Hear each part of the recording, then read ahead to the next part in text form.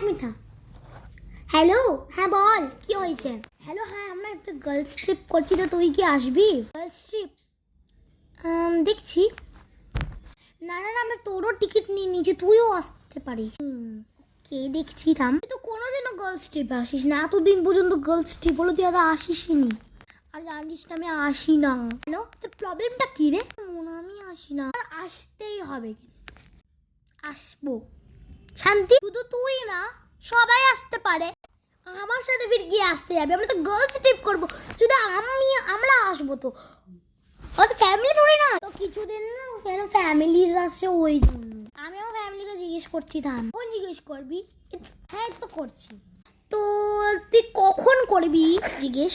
রাত্রেবেলা ঘুমানোর সময়। তুই যখন রাত্রেবেলা করবি না, আমাকে একটা টেক্সট মেসেজ পাঠিয়ে দিস আর লিখে দিস কিন্তু ওই কথার সময়। ঠিক আছে ভাই।